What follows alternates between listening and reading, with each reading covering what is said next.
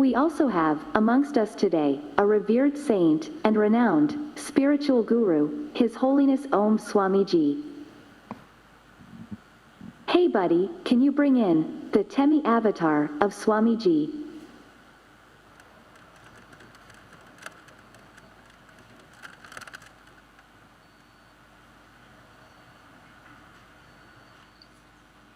Should I be talking?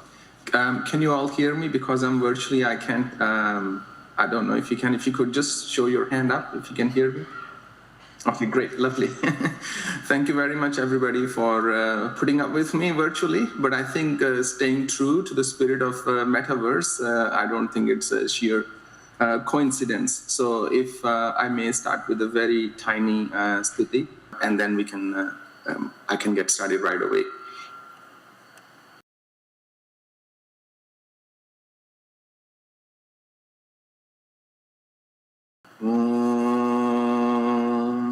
Vakratunda महाकाय सूर्यकोटि समप्रभा निर्विघ्नं कुरु मे देव सर्वकार्येषु सर्वदा. I offer my obeisance to the divine in you, with whose grace you're all present here right now, this moment.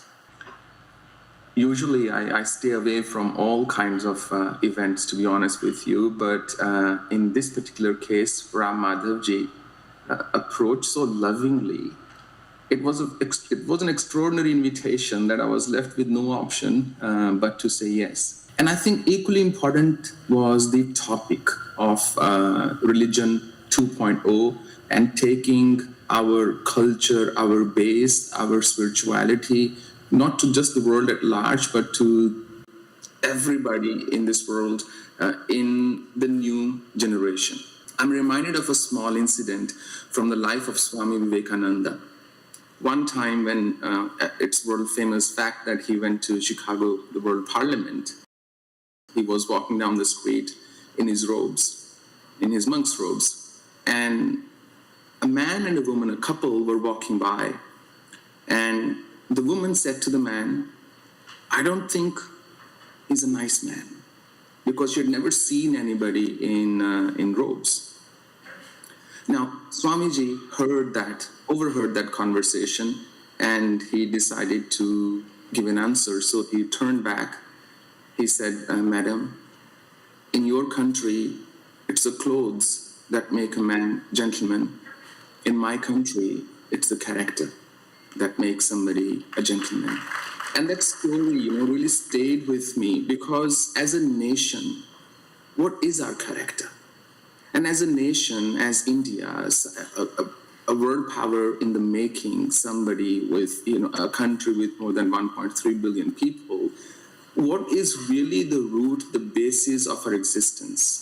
How have we survived all the conquerors and the changes and the geopolitical changes and the territorial changes across the thousands and thousands of years? Predominantly because somewhere we did not let go of our culture, of our Dharma.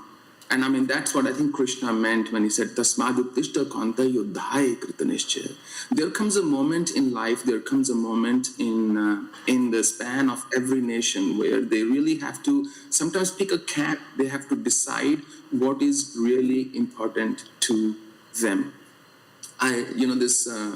This husband, it was his 40th wedding anniversary. So he went home and he gave his wife a bouquet of white roses. And the wife said, oh, it should have been red.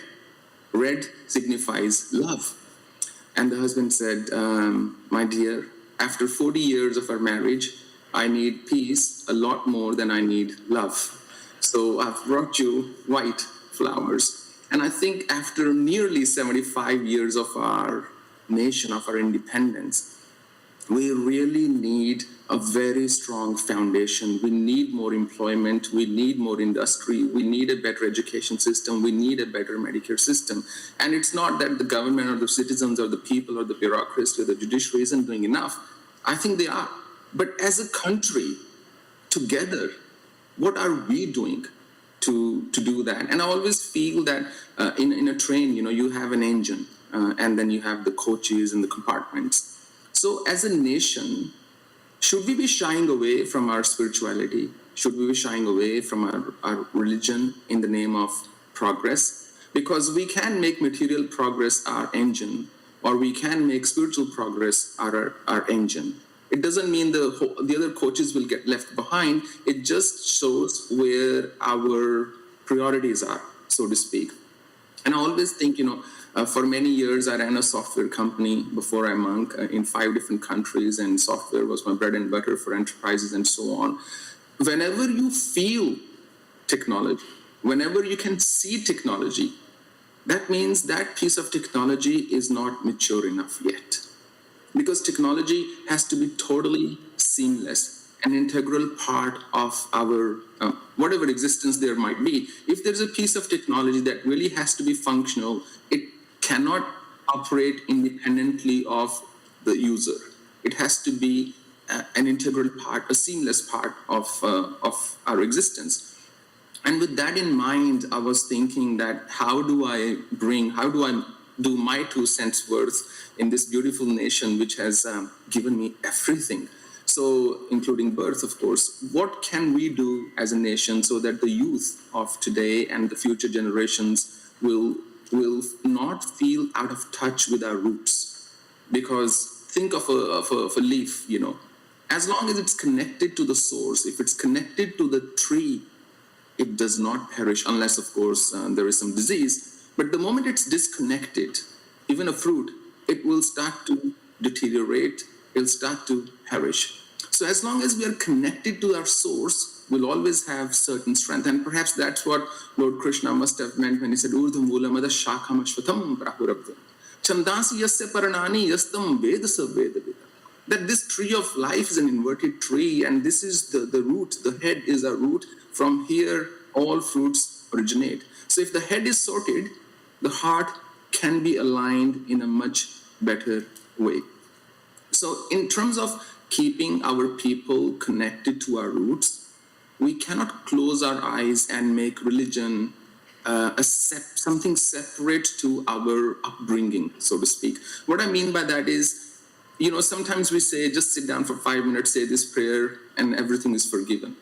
I mean, by doing that, we have differentiated religion or our spirituality from our existence. If you look at any image of Buddha, Lord Buddha, you'll almost always discover that half his eyes are closed and half are obviously open. The idea is that my spiritual existence must be an intricate part of my real physical existence. If the two are separate, then it would just end up being an act. The real test is out there in the real world. When I'm sitting by myself and I'm meditating, nobody's saying anything to me except my own mind. But it's when we step out, that's when the test is. That's when we really know if we are together, if we are thinking straight, and so on. So one of the greatest strengths of our nation has always been religion. And unfortunately, when I say religion, I don't mean to create any division. I simply mean a sense of ideology, that this is where I belong, this is what my roots are, and I can only nurture, grow, and progress if I take care of my roots. If I'm disconnected from that, what will then be my anchor in life? When the going gets tough, when we go through our low moments and stuff, how do we develop, or what is our coping mechanism? So often, parents ask me that how do we get our children into religion? How do we get them to say prayers and things like that? I always tell them, look, if you are partying hard, your kids would also want to party hard because they see you having fun. But if you are sitting in front of your puja sthan, at your altar, in your temple, all frowny and grumpy and cranky, and then you expect them to do the same what you are doing, they will question you, look, what did you get out of it? They will ask you, you are still grumpy, you are still cranky, why should we pray? But the most beautiful thing about samskara, about this spiritual upbringing is, in their teens, they may not do it as much. In their 20s, they may still be against. But when the career is set and they've had everything that they wanted in their life, or at least they're on track to have a career and so on, when they will sit back and say, look, I've got a great job, I've got a degree, I've got a beautiful family, I've got kids, I've got everything, and yet why am I not happy? And that void can only be filled by sanskara. Whenever life challenges them, they will think of, okay, how do I go back and fix or address the challenge I have? Naturally, they will come back to what they saw their parents doing when they were growing up. So nothing ever goes waste. This little kid once, he said to his grandfather, he said, Father, every day I see you reading the same book. What's the point? I mean, you're reading the same thing. It's like you've memorized it, but you're chanting the same verses day in, day out. What's the point? And the father said, the grandfather said, my little child, he gave him a basket, which had a sieve, a net. He said, please go to the river and just fetch some water. Now the basket was containing coal. So he dumped the coal, he went to the river to get the water. But as soon as he filled it, the water all drained out. And yet he went back to his grandfather saying the basket could not contain any water at all. The grandfather sent him on the same exercise again, and then same, and then same. He did think maybe my father has gone cuckoo, but nevertheless, he was an obedient kid, so he did what he was asked. So when he came back the fifth time, he said to his grandfather, he said, Grandpa, this is a futile exercise. This basket cannot retain water. And the grandfather said, yes, my son, that's right. But take a look at the basket now. It was much cleaner. The remnants of the blackness of the coal had disappeared after getting so many washes. He said, that's why we study scriptures. That's why we read. We may not retain everything, but each time we do it with a sense of devotion, they kind of purify us. You know, Gaudan, Gajadan, Vajidhan, Var, Ratana, Dhan, Khan. Jab aave santosh dhan sab dhan dhuri saman. That you can have all the riches in the world, but it's only when you are content that everything appears meaningful, that everything is actually enjoyable. It's not dependent on the magnitude as much as it's dependent on our usage and the quality.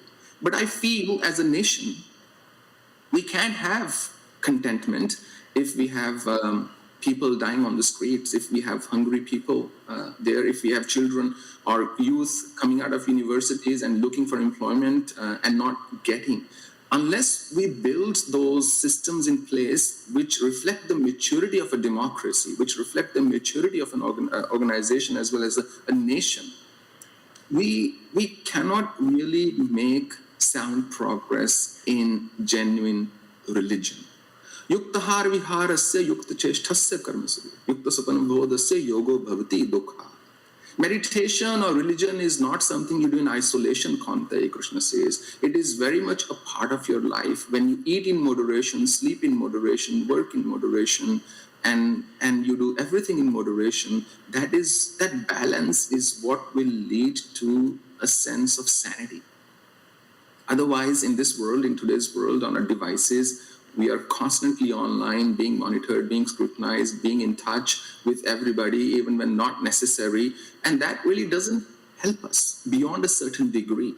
And that creates, I feel, a sort of restlessness. And I thought if people are holding devices, why not make religion or make Vedic practices accessible to them day and night through their device? Rather than going on just this mainstream social media, why can't they go on something that's more inclusive, encompassing, and enjoy the glory and beauty of Sanatana Dharma, of Vedas, and many other religions and spiritual teachings?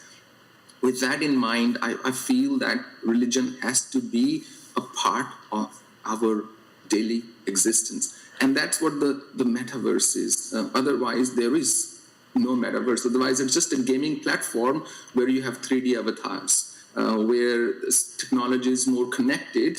I mean, we already know if you need more milk in your fridge or if you are hungry and we're all you could eat, if the same grocery basket should be repeated.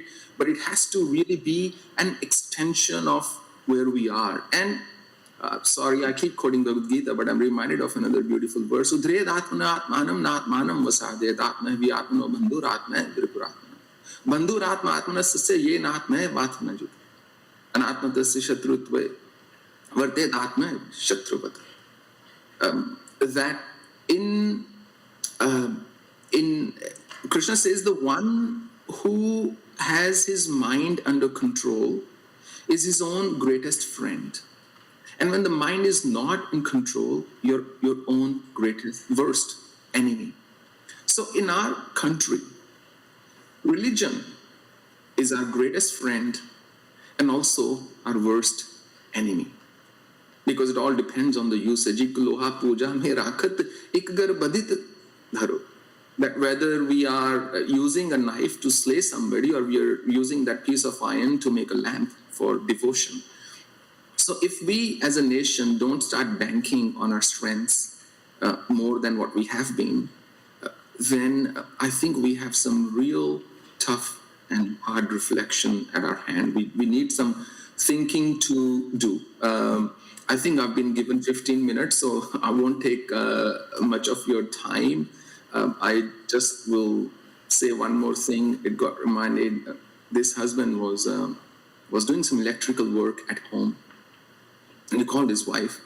He said, can you please come here? She said, what's the matter now? He said, look, just come here, I'll tell you. So she comes and he says, can you hold this wire? And she holds that wire and he says, did you get any jolt, any shock? She says, no. He said, oh, okay, then the live wire must be the other one. So I always find it a bit funny that we don't have to touch the live wire to know where the current is.